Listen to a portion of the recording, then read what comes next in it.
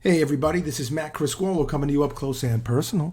I'm going to be doing a reaction here to James Brown singing live on the David Letterman show. Looks like back in July of 1982. What were you doing in 1982? Geez, I was 11 years old back in 1982.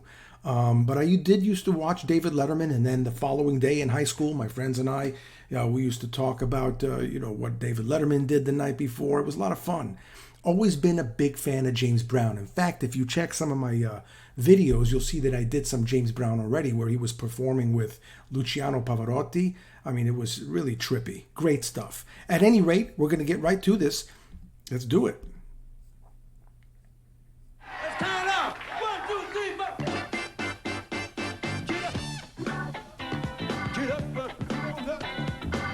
When we say get up, what do we mean? When we say get up, what do we mean? Get on up. Get up. Get up. Get up and party. Get up and party. Get up and party. We want to see a party. Is that all right, fellas? Turn it off. 1, 2, 3, 4. Get up. Get up. Get on up. Stay on the scene. Set the sheet. Woo! Get up. Get on up. Get on up. Get on up. Get on the scene like a sex machine. Okay.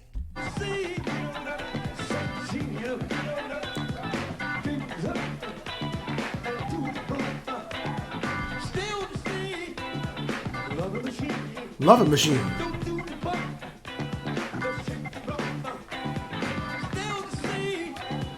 Sex machine.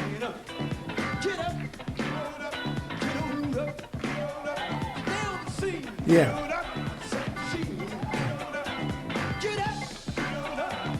I love the horn section. You know, some of you might know I'm a musician. I've been in horn sections like this, played this song actually quite a few times, and it's a lot of fun. But yeah, man, this was a great band. I actually met Paul Shaffer in Connecticut because that's where I grew up, and I don't think he lives too far from where I met him.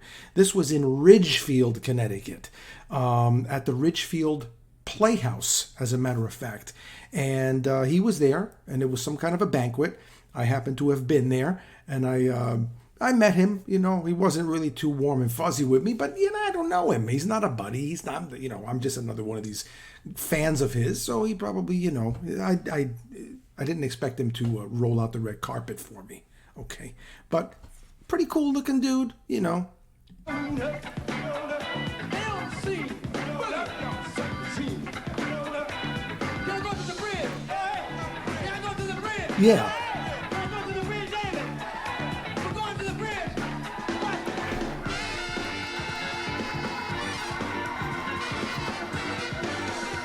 Yeah. Ooh.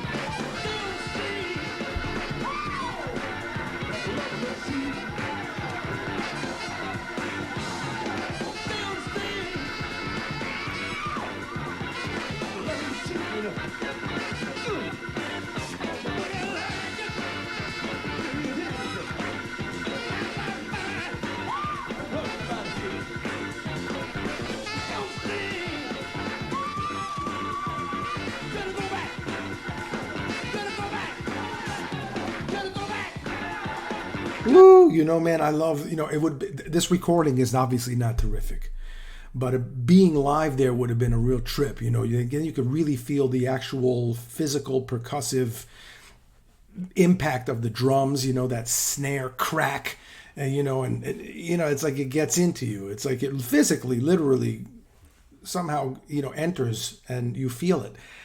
But James Brown, man, he is a cool dude. I'm going to do a reaction after this to an interview that he did, which was so hilariously funny.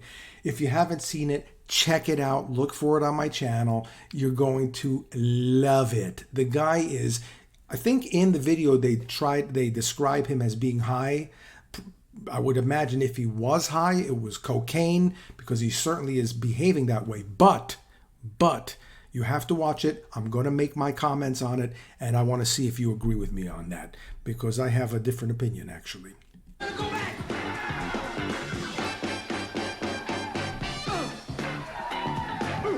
Ooh.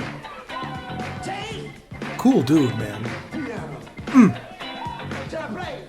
Woo.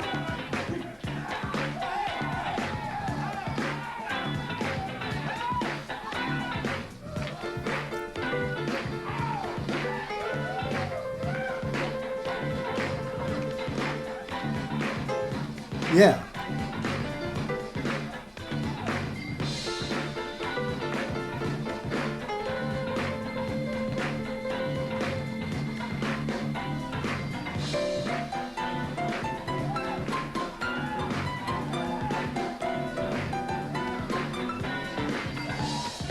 Nice. I dug what he was doing there, man.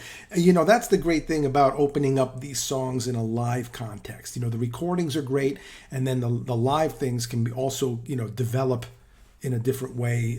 You know, they develop, you know, solos and stuff like that. But what he was playing on the piano right there, I thought it was pretty hip, man. As a matter of fact, I'm going to go back just to listen to it just a touch because, you know, towards the end of his little piano ditty, I enjoyed what he was doing with the chords, actually. Especially since it's not on the recording.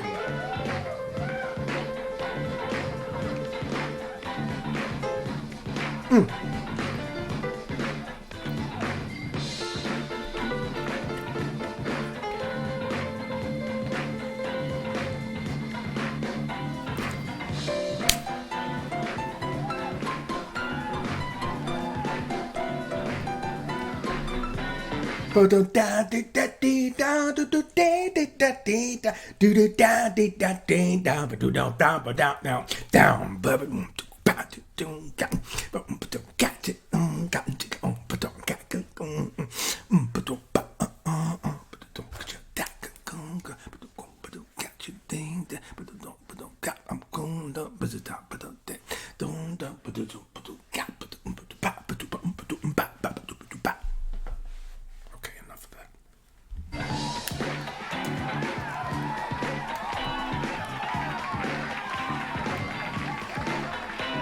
Get up, get on up, stay on the scene, set the shooting up.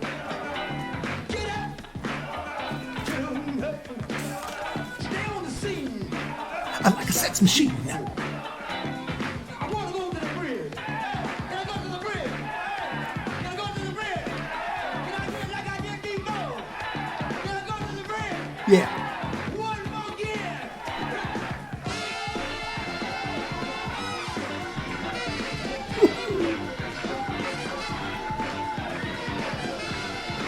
Check out the guitarist.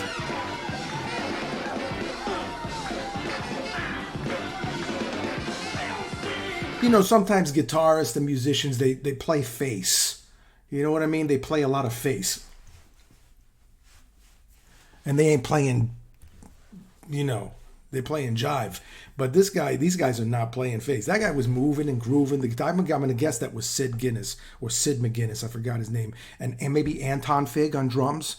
I don't know who's on the bass. I don't know who's on the horns. But a lot of the time they used to actually have David Sanborn sitting in. That's fun. As a matter of fact, I'm gonna react to a David Sanborn performance on David Letterman, where he performs Aretha Franklin's "Respect." Oh man! And I was just in high school when I heard him do that, and I was so knee deep into David Sanborn. So I actually copped all of his licks and copied him and tried to sound like him. You know, actually, I was really copying David Sanborn a lot, to the point where in the big band that I was playing in at the time, the band leader wasn't really too thrilled with my lead alto. I was playing lead alto, but I was playing a metal mouthpiece, a little bright. It was like David Sanborn's Dukoff 7, you know, like a Miami, and it was just too bright, too cutting. I'm playing like David Sanborn. You got to blend a little bit more in a big band, you know. Anyway, back to the music. Oh, shit.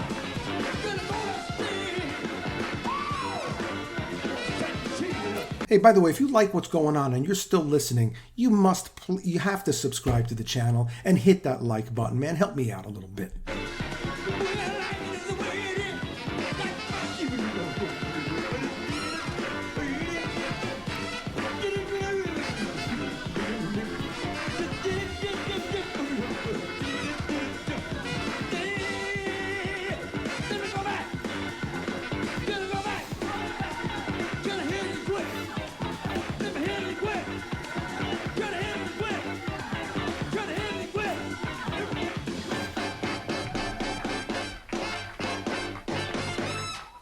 Woo! That was some bad shit. Son? Woo. Yeah, James Brown, man. James Brown. Yeah. Gonna sing another song. We're gonna pause for a commercial. We'll be right back with more of James Brown. Wow, that's so cool. I don't know, I haven't been to any of his concerts, but he looks like the type of performer that just gives and brings and elevates and just like it's his last show. I mean, I love the way James Brown moves and how he dances and does that little wiggle and looks like he's, on ice. I mean, he's just a great performer, and he's brought a lot of originality to the scene. I mean, his voice, if you've ever heard him speak, and like I said, I'm going to do that interview, I'm going to react to that interview, but if you listen to his voice when he speaks, even his voice is so interesting. It's got this overtones and colors and raspiness to it that is, even if you didn't know that he was a singer, if you just didn't know anything about him and you were having a conversation with him, I bet you the thought would cross your mind, like, this guy's got a really interesting voice. I wonder if he's a DJ or a singer. He's just got that kind of voice. That's my take on things. Hey, look, check it out. And I'm so glad that you tuned in. It's nice to be important, but it's more important to be nice. And you take it easy. And if it's real easy, take it twice. Yeah.